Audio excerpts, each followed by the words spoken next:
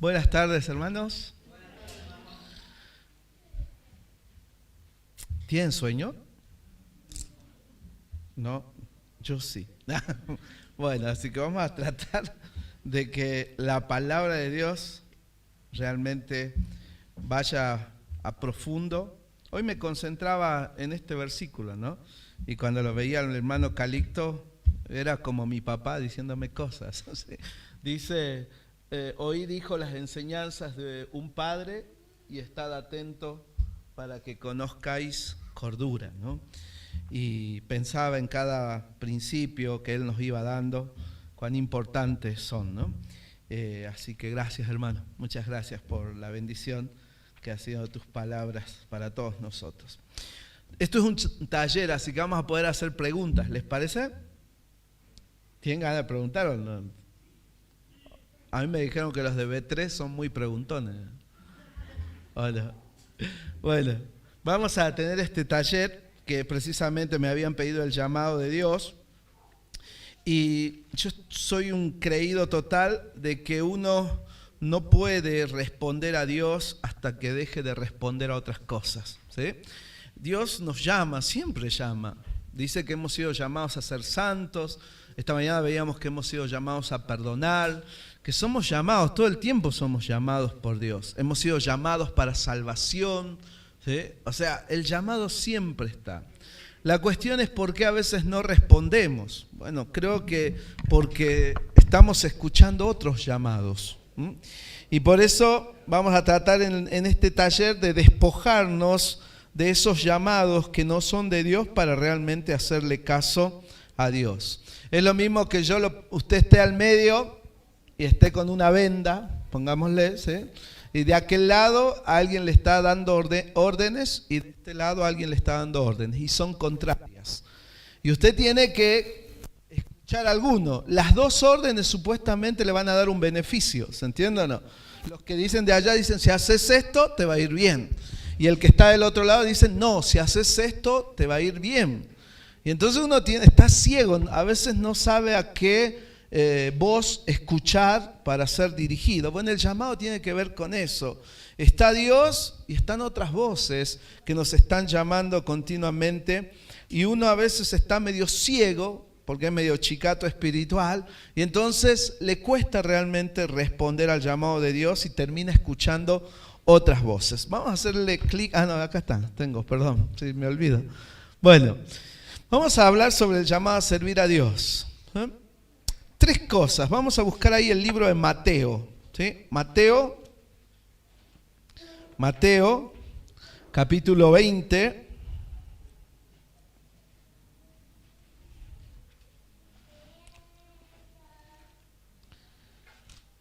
Versículos muy conocidos, pero que lo vamos a ver en estas tres cosas. Jesús mismo está recomendando ahí. Dice Mateo 20, 25 en adelante. Dice, entonces Jesús, llamándolos, ¿qué hizo? Los llamó, dijo, ¿sabéis que los gobernantes de las naciones se enseñorean de ellas y los que son grandes ejercen sobre ella potestad? ¿Sí? Lo primero que le hace ver Jesús cuando los llama es lo negativo, lo malo, lo incorrecto, ¿sí? Por eso vamos a tomar este taller en dos partes. Llamándolos, le dijo, ¿sabéis que los gobernantes de las naciones, ¿qué hacen? Se enseñorean de ella y los que son grandes ejercen sobre ella potestad. Y el versículo 26 le habla de lo correcto. Dice, mas entre vosotros no será así, sino que el que quiera hacerse grande entre vosotros será vuestro servidor. Y el que quiera ser primero entre vosotros será vuestro siervo. Y miren, es contundente esta declaración, contundente. Dice, como el Hijo del Hombre no vino para ser servido, sino para servir y para dar su vida en rescate por muchos. Yo a veces me pregunto, ¿por qué la gente es tan demandante? ¿Sí? Porque todos queremos recibir algo, ¿vieron? Votamos para que nos vaya bien en los negocios, tengamos trabajo, recibamos algo. Cuando alguien nos pide hacer algo, siempre decimos, ¿y qué me vas a dar? ¿Sí? Si hago eso. ¿Sí? Y hasta a veces cuando Dios nos llama a servir, decimos, ¿y qué me va a bendecir Dios? ¿Cómo me va a bendecir? O sea, somos personas muy demandantes. Y yo descubrí dos causas, ¿no? Una de las causas es la persona que la vida no le ha dado todas las cosas, entonces siente que la vida le debe algo. Tal vez, como decía el hermano, a veces hay gente que viene de extrema pobreza y una frase que me quedó es, hasta los pobres nos decían que éramos pobres, o sea, más pobres no había, ¿sí? Entonces, a veces nosotros venimos de esos círculos, ¿sí? De esos círculos de pobreza. Mi mamá me hizo estudiar a mí a base de queso y carne, ¿sí? Y nosotros vivíamos ahí en la zona de Chilcayo, ahí en Volcán, me acuerdo, y mi mamá nos crió así a nosotros en una parte. Por otra parte también nos fuimos a Buenos Aires y mi mamá trabajaba en la fábrica Bagley, la de galletitas. O sea, viví los extremos, ¿se entiende o no? La extrema pobreza y la extrema abundancia. Por ejemplo, cuando estábamos allá, yo iba a un instituto privado, me compraban todos los juguetes que yo quería porque era otro tiempo. Entonces, uno va de lado a lado. Ahora, muchas veces uno viene de la extrema pobreza y siente que la vida te debe algo. Y llegás a la iglesia y pensás que la iglesia también te debe algo, que los hermanos también te deben algo, que Dios te debe algo y que aquellas cosas feas que te han pasado tienen que ser saldadas. Entonces nosotros vamos con esa mentalidad. Y cuando venimos a la iglesia no queremos servir. ¿Qué queremos? Que nos sirvan, que nos den. Dame amor, dame respeto, dame respaldo, dame lo que quiero. Entonces uno se pone así. Y eso hace que uno no sea un servidor. Siempre va a estar esperando ser servido. Y está el otro extremo, al que se le dio de todo. ¿Se entiende o no? Es una persona que de repente sus padres no le hicieron faltar nada, entonces siempre la solución fue pedirle a ese padre y ese padre siempre ponía. Es como me contaba el hermano acá de un papá que le da todo a sus hijos y cuando él se muere no saben qué hacer. Y van a ir demandando a la vida. Ese es otro extremo, ¿se entiende? Y son los pibes ricos que decimos, que siempre tienen todo. Nosotros decimos los chetos, ¿no? Y ellos siempre están pidiendo, sienten que el Estado les debe, todos les tienen que dar, todos les tienen que solucionar sus cosas. Esas personas también reciben a Cristo, ¿verdad? Y vienen a la iglesia y vienen también con esa actitud, ¿sí? A mí siempre me dieron. Y acá también, y Dios también debería darme. Entonces, les cuesta servir a Dios. Aquel porque es demandante, porque fue pobre. Y este porque es demandante, porque siempre le dieron. Entonces, esas dos posiciones muchas veces vamos a encontrar en el corazón de los creyentes que llegan a la iglesia. Ahora acá Jesús le va a hablar sobre estas cosas. Primero, sobresalir, señorear y finalmente servir. ¿Sí? Ellos, si ustedes van anterior a los versículos, ellos están tratando de sobresalir. ¿Quién va a ser el primero? ¿Sí? ¿Quién va a sobresalir entre todos? Hagamos clic. De nuevo, perdón. ¿Cómo sobresalir? A ver, si usted va a internet, ¿sí? Y usted googlea y usted dice, ¿cómo puedo ser cool? O ¿cómo puedo ser sobresaliente en mi escuela o en mi trabajo? ¿Cómo puedo ser una persona competente donde estoy? Bueno, te van a dar estos consejos. Por ejemplo, identificar cuáles son tus fortalezas: belleza, inteligencia, personalidad. Entonces hoy vas a encontrar que hay personas que van a sobresalir. Ella sabe que es linda, ¿se entiende o no? Y pasa horas y horas fortaleciendo su belleza. Cosméticos, peluquería, ropa, lencería y actitud. ¿Viste esa mujer come hombre que sale y te miran? ¿Sí? Y está ahí, ¿sí? Y te mira y vos decís, ella sabe que esa es su fortaleza, que tiene fuerza sobre eso. Lo hacen muchas veces las jóvenes y cuando son mayores siguen todavía pensando eso. Hay otros que dicen, no, yo no seré tan lindo, esta es la cara que Dios me dio, pero soy inteligente. Entonces siente que esa es su fortaleza y siempre está estudiando, siempre tiene una carrera más y siempre le dice a los lindos, ¿no? Yo no seré lindo, pero soy máster. Yo no seré lindo, pero tengo un doctorado. Yo no seré lindo, pero tengo una licenciatura. Entonces esas personas generan su fortaleza en la inteligencia. Y hay otros que no son ni inteligentes ni muy lindos, pero tienen personalidad. ¿Qué implica eso? Que siempre son entradores. ¿Vieron esos que son entradores? ¿Sí? Chamulleros. Ellos siempre son feos, pero tienen novias lindas. ¿sí? No hacen nada, pero tienen buenos trabajos, ¿sí? Son corruptos y encima cobran bien, porque tienen personalidad. Ellos siempre se van a codear, no sé, si está Gerardo Morales, se van a ir a codear con él, porque tienen esa personalidad entradora. Y lamentablemente podés ser político si tenés personalidad, ¿no? Porque el político siempre el que gana es porque tiene personalidad, ¿sí? Fíjense, en todos los políticos que nosotros tenemos no son muy inteligentes, pero tienen personalidad. No son muy lindos. Es raro encontrar un político lindo, qué sé yo, Urtubey por ahí, pero después el resto es lo que hay, ¿sí? Entonces, pero sí son que tienen mucha personalidad, son líderes, siempre están al frente, ¿sí? Entonces, hay personas que sobresalen por identificar sus fortalezas. Hay otros que sobresalen por ofrecerse como voluntario de proyectos.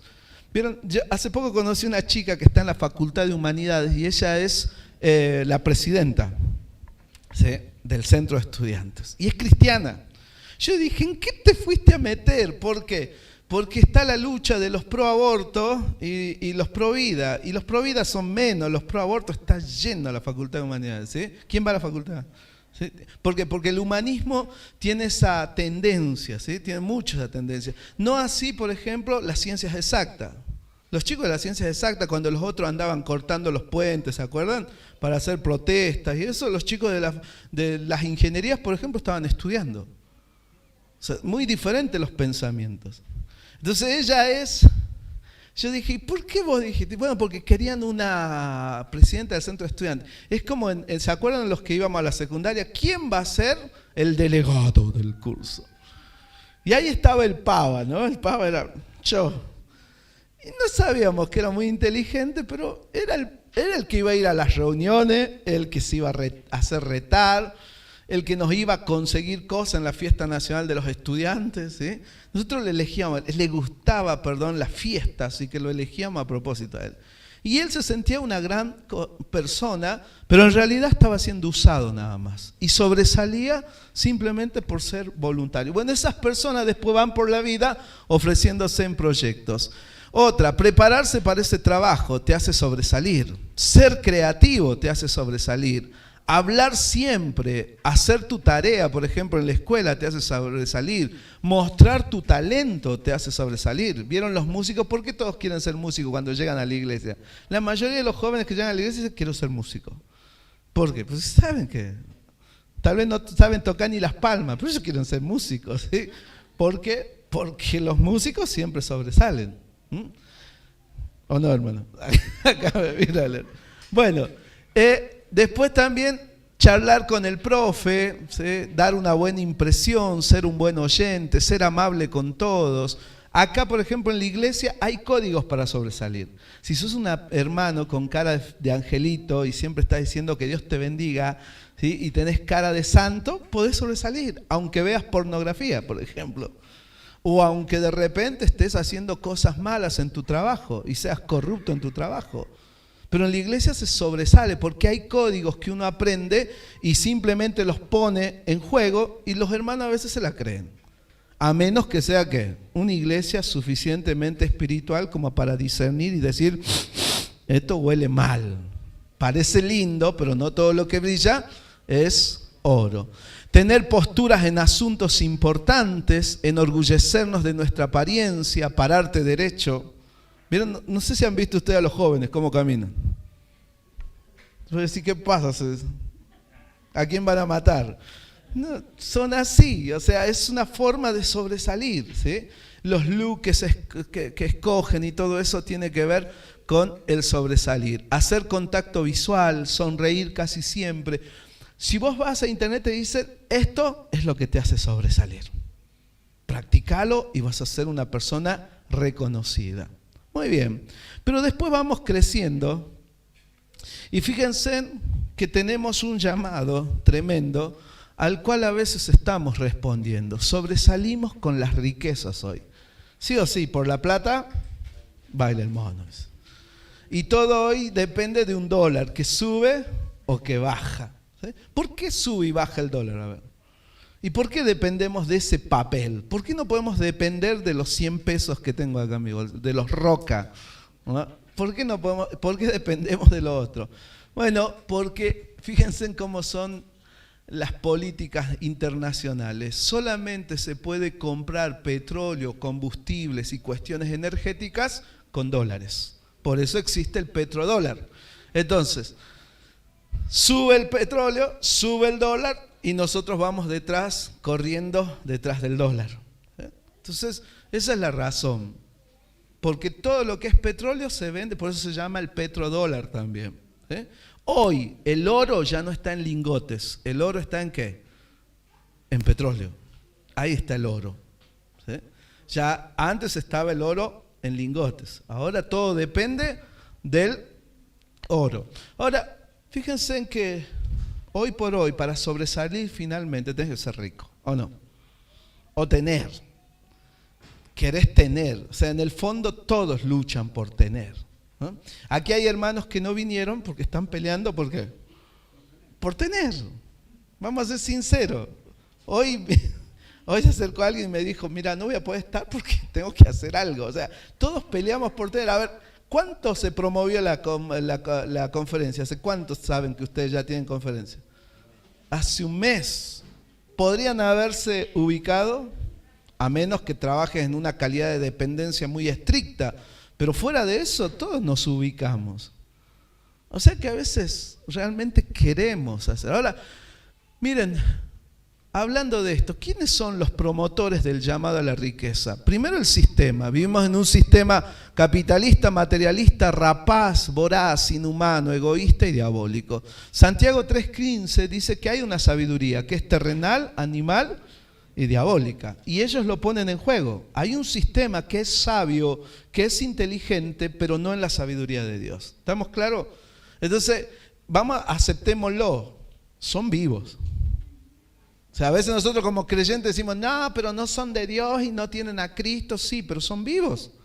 No, pero es que se van a ir al infierno y ellos no tienen a Cristo, pero son sagaces. Jesús mismo dijo, los hijos de este siglo son más sagaces que los hijos de luz. Y peor aún, aunque usted diga, no, pues yo tengo a Jesús en mi corazón. Y Jesús te dice, sí, pero ellos a veces son más inteligentes que vos. Son más vivos. Vos tendrás a Jesús, todo lo que quieras, tendrás el evangelio en tu corazón, pero hay personas que son más vivas para vivir en este sistema. ¿Lo dijo Jesús o no? Sí, no lo digo yo. Entonces, hermano, ese sistema nos llama a amontonar riquezas. El otro promotor, ¿quién es? Satanás, que te ofrece los reinos de la tierra. Y en Lucas 4:5-7, hasta Jesús le dijo, todos estos reinos te daré si postrado me adorares, porque a mí me han sido dados. Y a quien quiero, dice, se lo doy. O sea, el otro promotor de amontonar riquezas, ¿quién es? Satanás. Y el otro promotor, puse acá, ahí apagué, ¿sí? Hay sujetos, pero sujetos, y esto, cuando digo sujetos, pueden ser creyentes o inconversos. ¿Cómo son? Creyentes o inconversos. Pueden estar dentro de la iglesia o fuera de la iglesia. Estos sujetos encontraron su propósito de vida en el mundo y no en Dios. Entonces ellos dijeron, a ver, voy a la iglesia. ¿Qué es la iglesia para mí? Una religión. Voy a la iglesia, pero ¿qué es la iglesia para mí? Y es un momento de meditación bíblica y nada más. Voy a la iglesia, ¿qué es la iglesia para mí? Y es un deísmo terapéutico. ¿Qué significa? Me voy a hacer una terapia espiritual y después salgo. Es como, podría ir al psicólogo, pero ¿voy a dónde? A la iglesia porque ahí me inyectan pilas y ganas, ¿sí? A veces es un deísmo terapéutico nada más. Y hoy, ¿saben qué? Las iglesias están llenas de esos creyentes que solamente van a buscar un poco de bienestar espiritual, pero después no tienen una comunión íntima con Dios, no tienen una vida espiritual fuera de la iglesia y tienen una vida dicótoma. ¿Saben lo que es dicotomía? Un doble ánimo.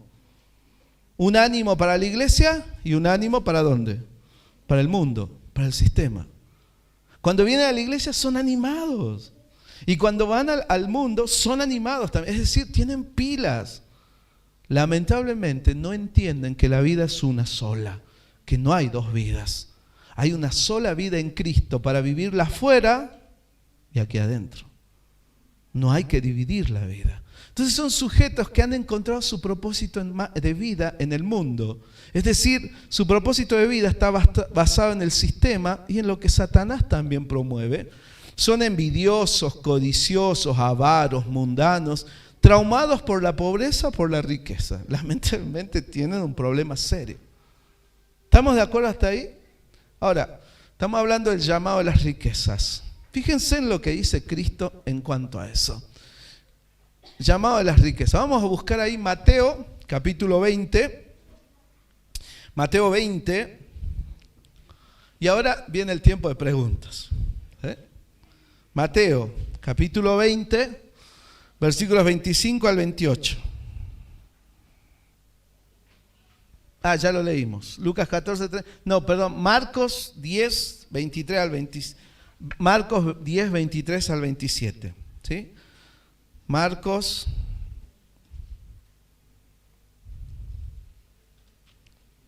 10, 23, 10, 23. No voy a leer todo, pero dice: entonces Jesús, mirando alrededor, dijo a sus discípulos: cuán difícilmente, ¿qué dice? Entrarán en el reino de Dios los que tienen riqueza. Los discípulos se asombraron de sus palabras, pero Jesús respondiendo volvió a decirle: hijos, cuán difícil es entrar en el reino de Dios a los que confían en la riqueza. Y ahí hay un signo de admiración. ¿Qué quiere decir? Que fue enfático. ¿Sí? Ellos se asombraron. Más fácil, dice, es pasar un camello por el ojo de una aguja que entrar un rico en el reino de Dios. ¿Por qué desoír el llamado de la riqueza? ¿Por qué decirle no a ese llamado tan persistente en nuestra sociedad? Bueno, primero porque las riquezas, dice Cristo, hacen más difícil la entrada al cielo. Una persona que es rica, es raro que quiera a Cristo. ¿O acaso tenemos la iglesia llena de ricos? Son mínimos los hermanos que tienen una bendición grande de parte de Dios. Los otros también tienen otras grandes bendiciones, pero ellos se reflejan en su riqueza. Pero es raro. Y si usted le predicó a su jefe, le predicó al empresario que lo tomó a usted, o le predica a algún familiar que usted sabe que nada en plata, ¿por qué no lo hacemos? Porque sabemos que es difícil. Ellos están en su mundo. Es más, yo le quiero decir, los jeques árabes se burlan de lo que nosotros a veces decimos. ¿Cuál es? En el cielo va a haber calles de oro. Y los jeques árabes te van a decir: yo ya tengo una calle de oro, no necesito ir al cielo. Porque en Arabia, si quieren, se hacen cosas de oro. Y están llenos de petróleo, entonces se compran, hacen lo que quieren. Nadan en riqueza. Entonces, es muy difícil que un rico entre al reino de los cielos. Ahora, no es imposible, pero que es más difícil. Entonces, hermano, ¿para qué usted le promueve a sus hijos el llamado de la riqueza? Eso es lo que yo no entiendo de los padres. No digo que le promuevas el llamado a la pobreza, pero sí no le promuevas continuamente la riqueza. Tenés que estudiar para ser alguien. No, mami, yo ya soy alguien porque recibí a Cristo. No necesito estudiar para recién ser alguien. Voy a estudiar porque puedo dar testimonio, pero no voy a estudiar porque recién voy a ser alguien. A ver, yo le hago vamos a ser sinceros. ¿Cuántos tienen título en mano y están remiseando? ¿Cuántos tienen títulos en mano y están a palo y pico? O sea, tener el título no te garantiza nada. No te garantiza nada. Entonces, a veces nosotros indirectamente promovemos que nuestros hijos basen su vida en las riquezas. Y no deberíamos promover eso. Deberíamos promover que nuestros hijos basen su vida en la fe. El justo por las riquezas vivirá, dice. No, ¿qué dice? El justo por la fe vivirá. Miren, está bien, yo soy misionero y a veces dicen: los misioneros no trabajan. Ojalá, ¿sí? ¿Sí? Ojalá. Pero más allá de eso, yo decidí tener mi propio trabajo. Yo hago periodismo todos los días en una radio secular, 2 horas y media. Así que mi hija sabe que trabajar es bueno. Por ejemplo, cuando ella va a la escuela, a ella le preguntan, ¿qué es tu papá? Y mi hija dice, periodista. ¿Sí? Siente que su papá es alguien. ¿Sí? Y también tenemos un negocio de venta de ropa de bebés. Y lo hacemos porque queremos que nuestros hijos aprendan que el trabajo es bueno, ¿ah? Y que es sano. Pero ¿saben qué? Siempre que ellos quieren algo, siempre, hermano, que ellos quieren algo, siempre les decimos, vamos a pedirle a Dios. Y Dios ha sido fiel. Nos ha dado muchas cosas, porque dice que Dios también, como decía el hermano, yo no soy ni ascético, yo disfruto las cosas de Dios, pero no soy un asceta. Un asceta es alguien que se inflige dolor siendo pobre, por ejemplo. No, yo sé que, Pablo dice, yo sé tener en abundancia, ¿y qué? Y sé vivir en escasez. O sea, ¿sabes lo que te está diciendo Pablo? Que cuando vos tenés escasez, tenés que aprender a administrar. No sé, hoy en casa tenemos polenta, ¿y qué más? Y arroz, y la carne es cara, pero tenemos verdura. No tengo plata. Entonces lo que Pablo te está diciendo, administra cuando tengas poco y administra cuando ¿qué? Cuando tengas mucho. Esa es la enseñanza. Dice, en todo he sido enseñado. Cuando tengo carencias, reciclo. ¿Qué más hago? Me doy maña para dar de comer a mi familia, pero cuando tengo abundancia también hago otras cosas. Entonces, no es promover ascetismo, pero no promovamos que nuestros hijos o nuestra descendencia o nuestra iglesia incluso con este evangelio de prosperidad, ¿vieron? Que está tan de moda, ¿no? El evangelio de prosperidad. ¿Qué es lo que le decimos a los creyentes? Vivan en base a las riquezas. Eso es lo que dice el evangelio de la prosperidad. Dice, vivan en base a las riquezas. Cuando la Biblia nos dice, no promuevas eso. Porque si es rico, es difícil que se comprometa con Dios. Y si es rico, ¿sí? Fíjense en lo que dice 1 Timoteo 6, 6 al 10. 1 Timoteo 6, 6 al 10.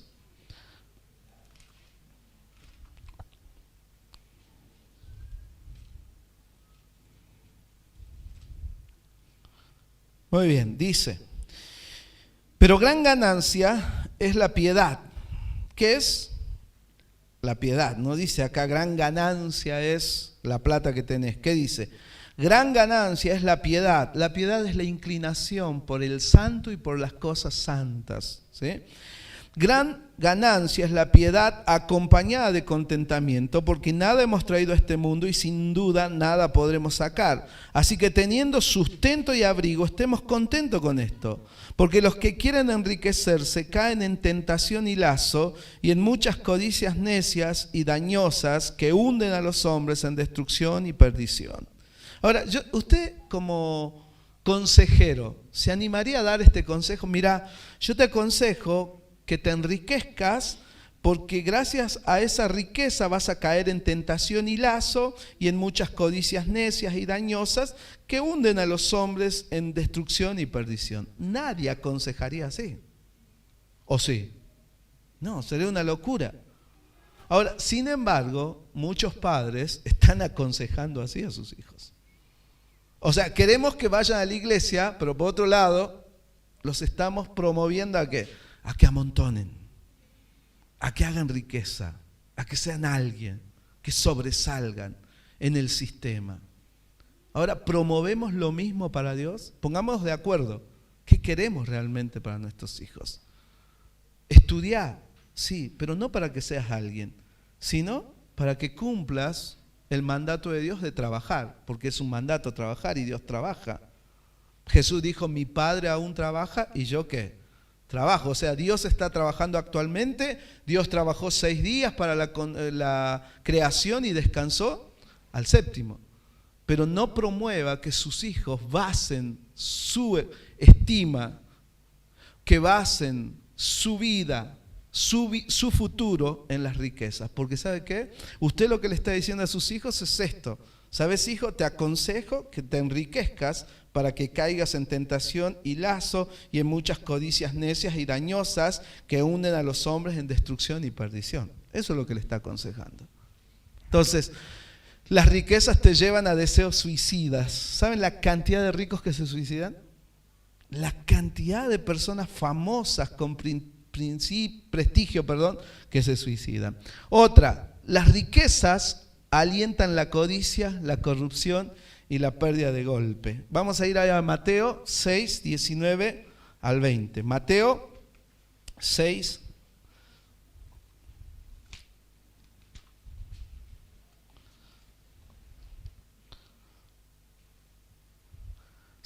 19 al 20.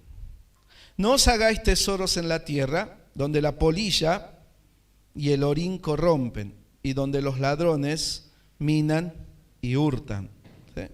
Cuando yo leí estos versículos, primero, una persona rica se compraba la ropa más espléndida. Y no era como ahora que vos vas a la feria americana y encontrás todo por 20 pesos, 100 pesos. ¿Sí? Era carísima la ropa en aquel tiempo. Por eso dice, si te pide la capa, dale. Pero también en Deuteronomio dice, devolvéselo antes que termine la noche para que se cubra. Eso quiere decir que no tenía un vestuario de capas, era algo único que tenían esas personas. Entonces, los ricos solían comprarse vestidos muy finos y muy caros. Algunos eran teñidos con púrpura, ¿sí? Y algunos, ¿se acuerdan? Lidia era ¿qué? ¿Vendedora de qué? De púrpura. ¿Saben cómo se hacía la púrpura o no? Era un molusco que se iba a buscar en el fondo del mar, que daba un tinte, y ese tinte era único. Entonces ella era rica, Lidia era muy rica, porque fabricaba eso. Ahora, esas personas dicen, ¿para qué te compras un vestido tan caro si puede hacer que la polilla entre y te lo coma todo? No promuevas eso. Yo le hago una pregunta, queridos padres. ¿Ustedes siempre promueven las marcas en la vida de sus hijos? ¿Viste que hay padres que dicen, no, mi hijo si no se pone Nike, no se pone Salomon, Converse? No, tiene que ponerse eso. Si no tiene un celular Huawei, si no tiene un celular iPhone, no, es mi hijo. Y lamentablemente, ¿saben? Yo el otro día le pregunté a un papá que va a la iglesia, digo, ¿cuánto pagas vos por tus zapatillas? Me dijo, hace poco me compré, y no lo digo porque se escandalice, me compré una zapatilla de 7,000 pesos. Yo dije, estás bien vos, ¿no? Y obvio, y después cuando voy a ver a su pibe también no te anda con cualquier zapatilla. Entonces, a veces uno promueve en el vestido riquezas. Que se pongan lo que hay, hermano. Está bien, si podés comprarle Nike, ¿se entiende o no? Pero no lo hagas una persona que base su vida en esa apariencia. Si podés comprarle una Converse, pero no hagas que tu hijo apoye su vida en las apariencias. Lamentablemente muchos papás lo hacen. Después dice, las riquezas alientan la codicia, a la corrupción, es decir, la polilla, el orín hablan de corrupción, pero también habla de el orín. ¿Qué era el orín? ¿Saben lo que era el orín? No tiene que ver con orines, por si acaso. Algunos han dicho que es herrumbre, pero las últimas traducciones dicen que era como algo que arruinaba toda la cosecha, ¿sí? Usted podría haber recogido todo en graneros y poner ahí, y por ejemplo, le entraban los ratones. Era una plaga el orín. El orín tenía que ver con una plaga. O podría ser que se gusaneaba todo, ¿se entienden? El borbojo. O sea, el orín tiene que ver con plaga. Que de repente uno, ¿se acuerdan del rico necio? Dice, voy a tener que hacer nuevos graneros, porque hice tanto que no sé dónde voy a amontonar todo lo que tengo. ¿Y qué le dicen? Necio, en esta noche vienen a pedirte tu alma. Y lo que tienes, ¿para quién será? O sea, Jesús le está advirtiendo, ojo, ustedes pueden perder de golpe todo, todo. Y después habla de la codicia, donde ladrones minan y hurtan. Minar, en aquel tiempo dice que las casas eran de barro, no eran muy firmes, entonces ¿qué hacían? Hacían un boquete en la pared, entraban y te robaban todo. Eso era minar. Entonces dice, los ladrones minan y hurtan. Entonces, las riquezas alientan a la codicia. A ver, cuando vos ves un rico, ¿no lo codicias a veces? Les doy un ejemplo. Yo estoy hablando de las redes sociales. Y en las redes sociales, el cristiano que tiene red social está cada vez más descontento y más triste. Porque la felicidad de otros le hace sentir infeliz. Te doy un ejemplo. El hermano, la agarré a Benji. Bueno, Benji se va a las Bahamas, después se va a Cancún, después se va a Miami y él se saca foto ahí. ¿Sí? Y encima te dicen así, pues son desgraciados, perdón de la palabra. Te dicen, Dios me bendijo así. ¡Qué bendición! Me estoy yendo a Estados Unidos. Gloria a Dios por lo que me está pasando. Y vos decís, pero yo lo conozco al hermano. Qué bien le ha hecho a la humanidad y al prójimo. Quiero saber, o sea, cómo es su vida. ¿Es destacable espiritualmente como para que se atreva a decir fácilmente que Dios lo está bendiciendo así? Y vos, hasta vos te da rabia, ¿o no? Decís, pucha, yo me mato trabajando para mi familia y en la iglesia, y el otro está como si nada. Entonces, ojo con las redes sociales. Las redes sociales están volviendo más infelices a los cristianos y las redes sociales están haciendo que los cristianos cada vez tengan menos contentamiento y se sientan infelices porque otros son felices. Ojo, ojo. Entonces, te alienta a todo eso. Miren, cuarto, las riquezas convierten al trabajo esforzado en un medio para amasar riquezas, prestigio y fama. ¿Estamos de acuerdo con eso? O sea, la gente se rompe el alma. ¿Para qué? Para tener riqueza, prestigio y fama. Hace poco estoy hablando con hermanos que trabajan en el banco. Y a veces ellos mismos me dicen, esto no es vida, David. Pero vos decís, es banquero. Trabaja en el Macro. Trabaja en el Banco Nación, en ICBC. Ahí ya sería un top, ¿no? Entonces, uno dice, debe ser que tiene una super vida. Yo quiero decir, hermano, que esas personas entran 7 de la mañana y hasta las 4 de la tarde no tienen vida. Se pueden comprar un Audi, el auto más lujoso, pero ¿saben qué? Para tenerlo estacionado en su garage. Y de vez en cuando van a salir a pasear y lucirlo, y todos vamos a codiciar, vamos a decir, ay, cómo me gustaría ese Audi, ¿no? Pero no te das cuenta que esa persona se esfuerza, trabaja, se mata, lamentablemente para eso, para amasar riqueza, prestigio, fama. Cuando en realidad el trabajo dice que tenemos que trabajar para compartir con los que padecen necesidad. O sea, ¿con quién? Con nuestros hijos, porque ellos nos necesitan. Con nuestra esposa, porque ella nos necesita en el caso de los varones. Bueno, y también si es que hay una mamá soltera, tus hijos necesitan. Pero después compartís con quién, con tus padres. Honra a tu padre y a tu madre. Y aún dicen las viudas tienen que ser cuidadas por sus hijos. ¿Sí? Trabajás para compartir, esas son prioridades, para tu ofrenda. Hay iglesias que diezman, yo no sé cómo es, pero compartís para tu ofrenda, compartís para cosas que se van a hacer. No sé hoy cuántos son, viste que algunos dicen que tienen los dedos de la mano, tienen ojos, ¿no? Porque vos estás para la ofrenda y sabes que, no, este es 100. No, este estaba muy nuevito, este seguro que es 1000. Y ahí vas buscando y cuando encontrás el más manoseado, este que sabe que está bien arrugadito, y este es 50, ¿sí? Y ahí lo sacás. ¿Sí? Y lo pones, ¿no? Yo saqué 5 pesos. Bueno, entonces, somos así, somos tremendos con nuestra ofrenda. Pero eso sí, voy a comprarme la mejor chata, el mejor auto y voy a lucirlo. Aunque me tenga que dejar mis años en esa empresa, yo le quiero decir algo. ¿Sabe qué va a pasar cuando termine? Todos lo sabemos, ¿no? Te jubilan y te mandan a PAMI a hacer la fila y a curar todas tus enfermedades. Sos un viejo arrumbrido que ya no sos algo digno para el sistema. Venga otro para explotar su vida y después desechar. Porque así es el sistema, hermano. Toma y desecha. Toma, usa y desecha. Y nosotros le seguimos la corriente.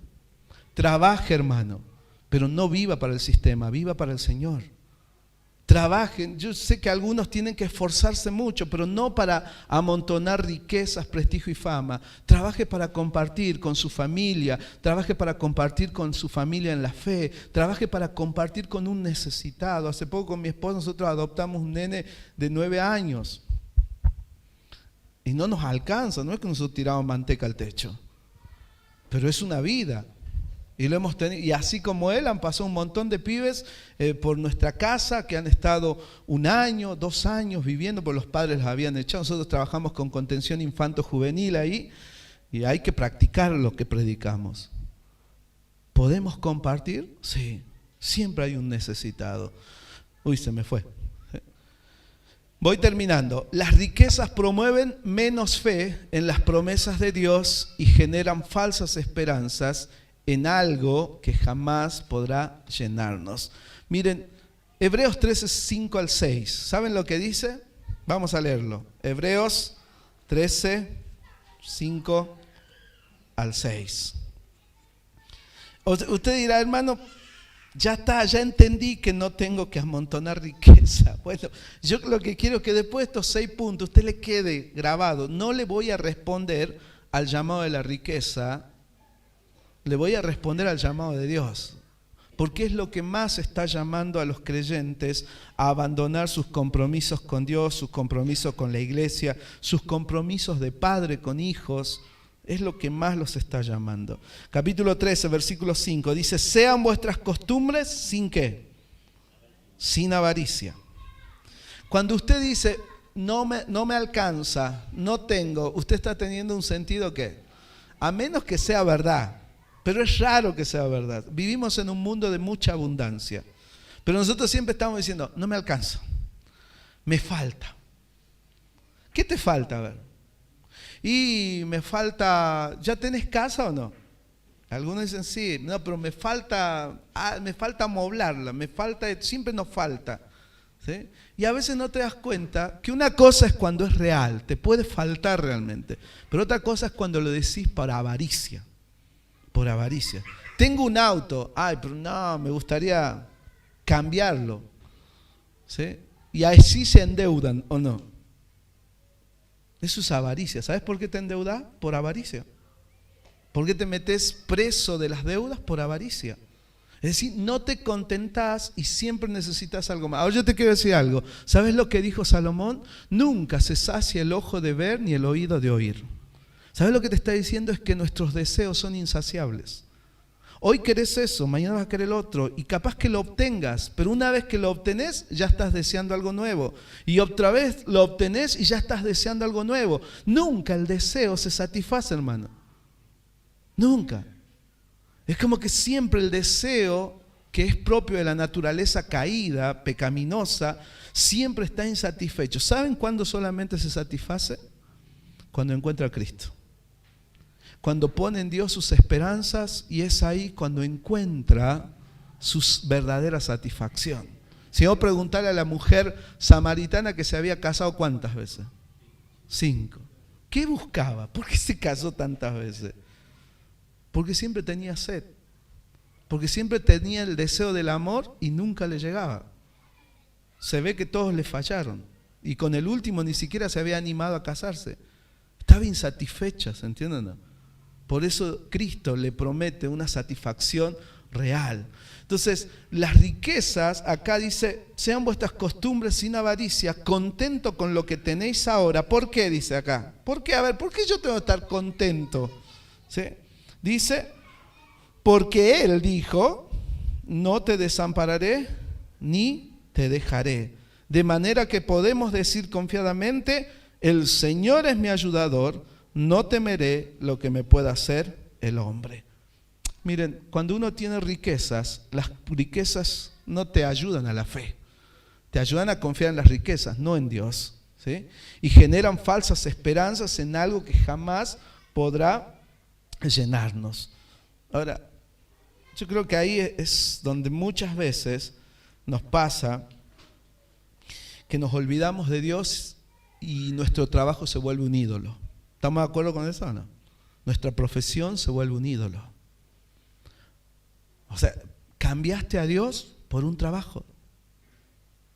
¿Te das cuenta, hermano? La prioridad en tu vida es un trabajo, no es Dios. Te doy un ejemplo. Si te levantás temprano sin tener un tiempo de intimidad con Dios, ya lo cambiaste. ¿A qué hora se levanta usted? Yo me levanto a las 7, ¿sí? A las 5 la hermana. ¿Sí? Ahora, cuando se levanta, ¿qué hace? ¿Qué es lo primero que hace? ¿Ora? ¿O piensa cómo va a ser su negocio? Cuando se levanta, ¿qué es lo primero que hace? ¿Lee su Biblia? ¿O medita? ¿O escucha algo? ¿O lo primero que hace es salir corriendo pensando en que tengo que cumplirle al jefe? ¿O tengo que cumplir con mi empresa? ¿Y dónde está Dios? Ahí ya te vas dando cuenta que el trabajo te domina. No es Dios. ¿Vamos a ser sinceros o no? Es así. Yo le animo. Yo siempre pongo mi despertador. No le voy a mentir. Media hora antes para dedicarme a la oración y a la meditación.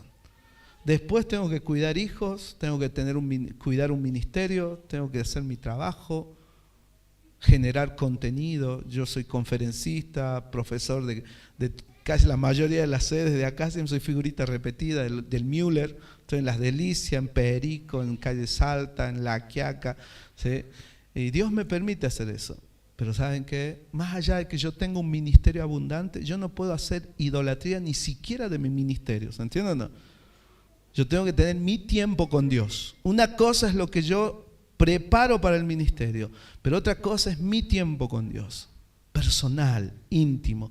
Lo que a mí me pasa, mis problemas, lo que me cuesta, se los pongo en los pies de Cristo. Mis logros, lo que anhelo, lo que sueño, se lo pido al Señor. Mis responsabilidades, se las pido que me ayude a cubrirlas en su fortaleza, porque no me alcanza, a veces no me da el cuero. Entonces, la gran pregunta es tu trabajo tu ídolo? ¿Tu profesión es tu ídolo o es realmente Dios? Sexto, y terminé, las riquezas contribuyen a que la gente ahogue su fe hasta morir. Fíjense en Lucas 8:14. Lucas 8:14. Lo dijo Cristo hablando de que ahogamos la semilla, la palabra, con riquezas. Dice así: la que cayó entre espinos, 8:14, la que cayó entre espinos, estos son los que oyen, pero yéndose son ahogados por los afanes y ¿qué? Y las riquezas, dice, y los placeres de la vida, y no llevan fruto. A mí me impacta, yo me puse a pensar, ¿esto significa una escalera descendente? Fíjate, hermano, dice, afanes, alguien que quiere enriquecerse, ¿cómo vive? Afanado. Después llegan las riquezas, dice, las riquezas llegan, porque si te afanás, vas a tener. No estoy hablando de afanar de otra cosa, ¿no? Sino, sí, hay algunos que también se enriquecen afanados en otra forma, pero el afán habla de la actividad, del esfuerzo, de todo lo que le pongo para hacerme rico. Vienen las riquezas, y después ¿qué vienen? Dice, y los placeres de la vida. O sea, una vez que uno es rico, ¿qué hace? Y se da placeres, porque para algo trabajamos, decimos. Y finalmente, ¿qué dice? Y no llevan fruto. No llevan fruto. No llevan fruto en su vida cristiana, no llevan fruto en su vida espiritual. Y se nota esa falta de fruto en la misma iglesia. Yo quiero terminar pensando en esto. ¿Saben qué? Yo a veces me despierto y digo, tengo mi vehículo, en mi casa tenemos 3 departamentos porque invertir en bienes raíces es bueno, más que en autos. Trabajo todos los días, viajo continuamente, pero yo soy muy consciente que yo no lo busqué a propósito, ¿se entiende? Lo que más busqué en mi vida es a Dios, y les soy sincero, me ha costado. A veces me he caído, me paré y lo volví a intentar. A los 18 años yo estaba a punto de suicidarme. Entré a una iglesia, recibí a Cristo, salí de ahí, me bauticé al año, entendí que necesitaba a Jesús con toda mi fuerza, porque si no me moría. Después de 2 años me vine de Buenos Aires conocí a un hermano acá que es misionero, don Cecilio Ortega. Él me enseñó lo que eran las misiones. Me acuerdo bien del hermano, el hermano Chorol, que se destacaba por sonido. Así era, ¿no? Sonido. Yo siempre, el hermano Chorol que estaba allá y yo era chiquito todavía, entonces cuando hablaban de él, yo sabía que si hacían campañas o cosas, eso, el hermano Chorol que tenía que poner sonido. Entonces yo viví con esos viejitos, ¿sí? Con don Cecilio y todo eso. Y ellos me enseñaron a amar y a servir al Señor, con sus errores y sus aciertos, porque no hay gente perfecta, hermano. Ahora, yo de ahí en más dije, esta va a ser mi vida, voy a servir al Señor. Cuando me case, voy a buscar una mujer de Dios que ame y quiera al Señor con todas sus fuerzas. Casi me equivoco, pero gracias a Dios, Dios tuvo misericordia de mí y encontré a mi esposa Melina, que es una siervaza de Dios. Lo que más amo de ella, ¿saben qué es? Que ama a Dios. Y eso es lo que más me garantiza de su fidelidad, es su amor por Dios, su fidelidad a Cristo. Así que los dos nos hemos dedicado a servir al Señor y nos ha ido muy bien, hermano. Yo sé que la promesa de Dios se cumple. No hemos mendigado pan, jamás, nunca nos ha faltado nada, tenemos lo necesario, mis hijos viven en un buen pasar y nosotros hacemos nuestra prioridad, que es amar a Dios sobre todas las cosas, servir a nuestro prójimo y lo hacemos trabajando, servimos al prójimo, yo sirvo a mi comunidad, yo tengo una comunidad de 19,000 habitantes y todos los días, si usted va a Abrapampa, le pregunte, ¿quién es el pastor David Lama? Y usted le van a decir, el de la radio, el de la brújula, siempre, así se llama nuestro programa, brújula, para indicar un norte.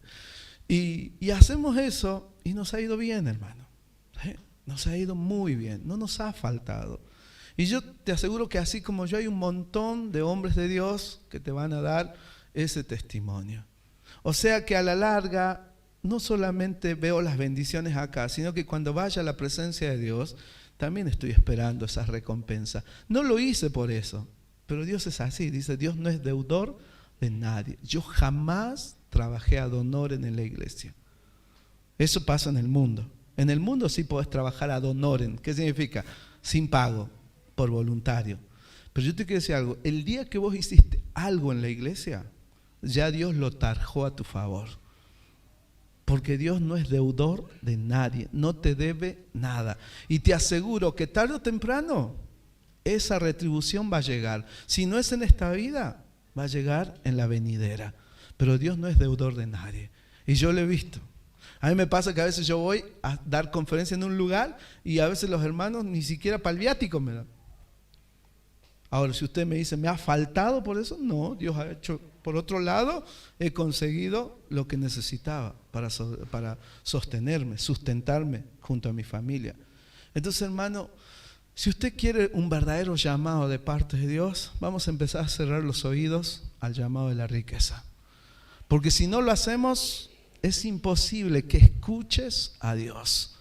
Estás escuchando al sistema, a Satanás y a sujetos que lamentablemente son esclavos de ese sistema y son esclavos de Satanás.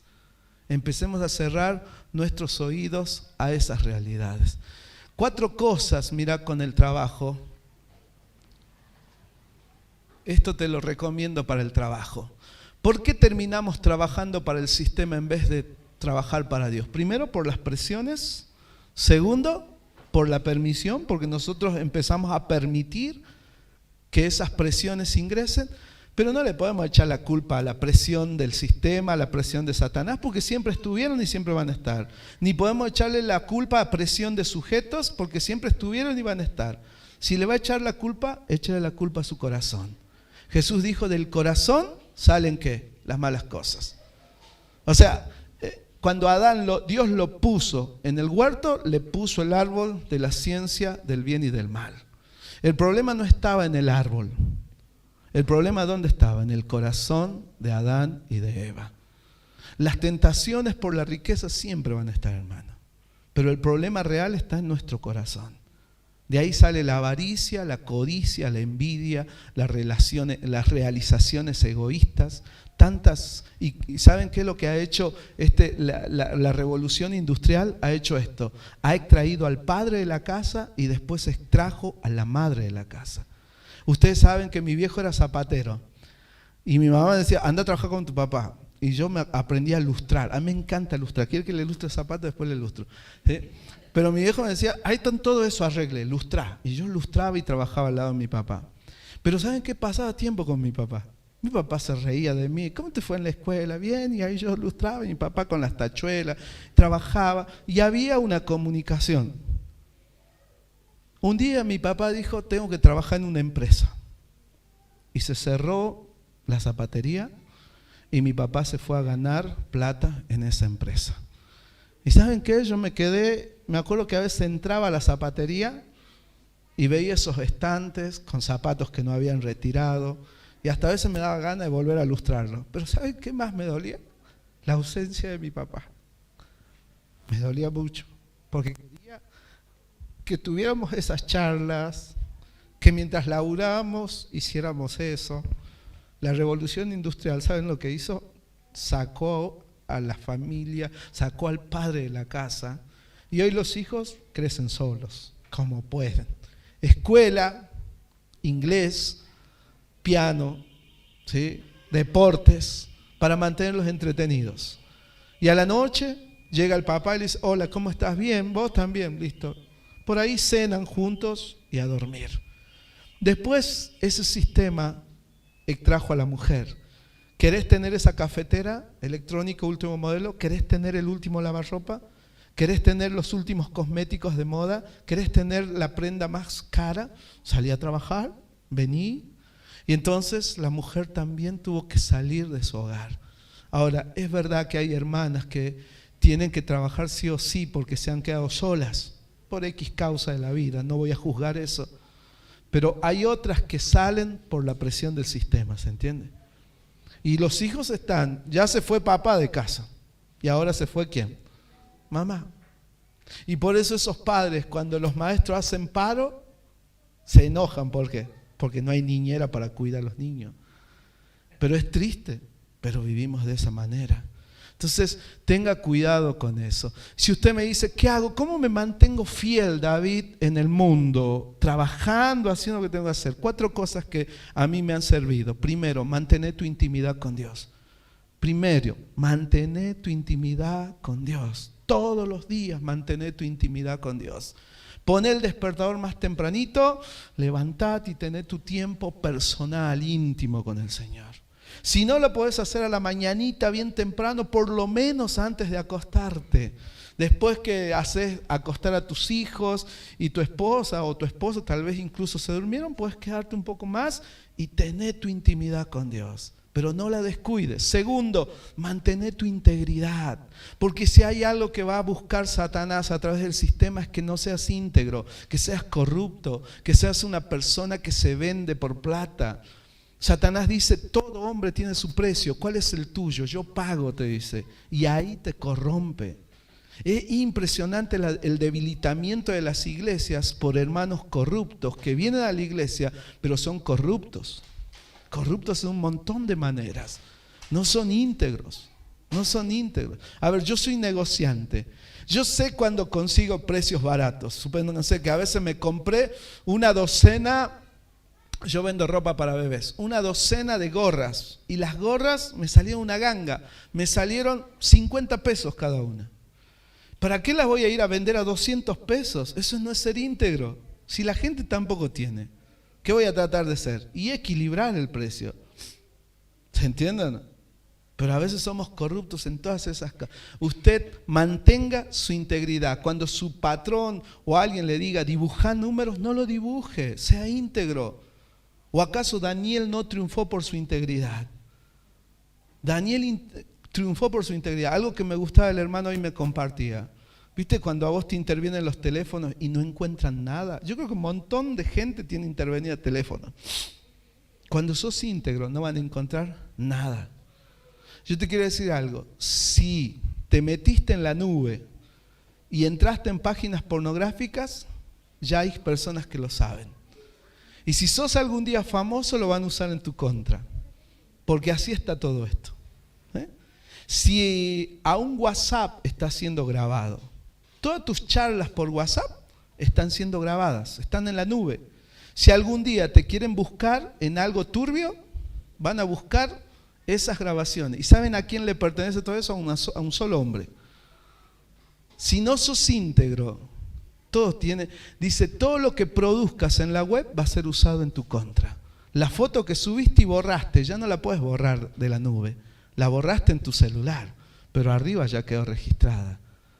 Las páginas, borraste el historial, pero ¿sabes qué? En la nube no se borra. Ahí saben a dónde vas. Entonces, ser íntegro, eso es lo que te va a mantener. Mantener tu identidad. Yo soy un hijo de Dios. Yo no soy un hijo del sistema, ni un hijo del mundo, ni un hijo del diablo. Soy un hijo de Dios y voy a vivir como tal.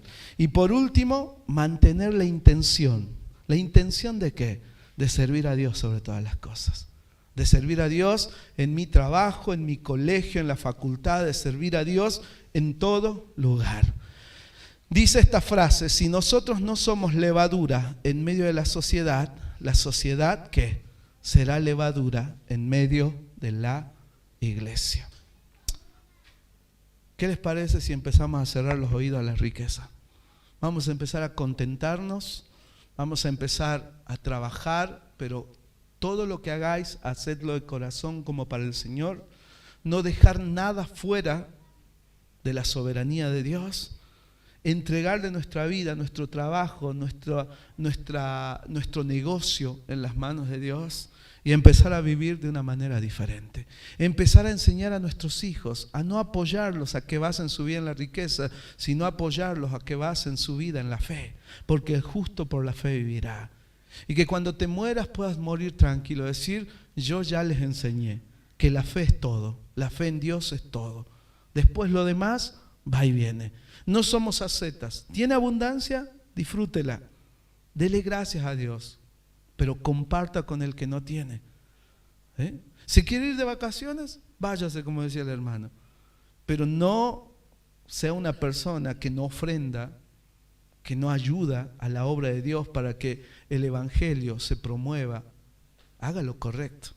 Y entonces Dios, creo que usted va a dormir en paz con Dios, con su familia y aún con un sistema. Dice que el que es íntegro, aún sus enemigos hace estar en paz con él. Cuando sos íntegro, aún tus enemigos te odian. Pero ¿sabes qué? Es como que dices, ¿qué va a hacer? Es así.